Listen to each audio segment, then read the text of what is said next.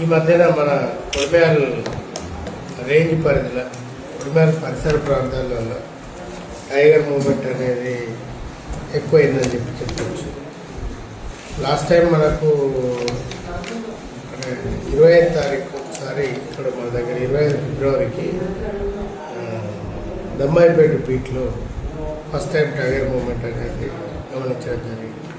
దాని తర్వాత ఇక్కడ నుంచి టైగర్ పైకి వెళ్ళింది. మోత్కురావుపేట, రుద్రంగి, కొత్తపేట, ఆ నుంచి కోనాపూర్, కలికోట, తర్వాత రాళ్ళవాగు, తర్వాత ఆ నుంచి పైకి నిజామాబాద్ డిస్టిక్లో సిరికొండ రేంజ్ ఏరియాలలో తిరిగి మళ్ళీ 2 రోజుల క్రితం మన దగ్గరికి కూడా రావడం జరిగింది. సేమ్ ట్రాక్లో వెళ్ళేది, మళ్ళీ సేమ్ ట్రాక్లో రావడం జరిగింది. అక్కడ వెళ్ళేటప్పుడు మోత్కురావుపేటలో పశువుల మంద మీద 3 మీద దాడి చేస్తే 3 ఇంజూర్డ్ అయ్యి 1 చనిపోయింది.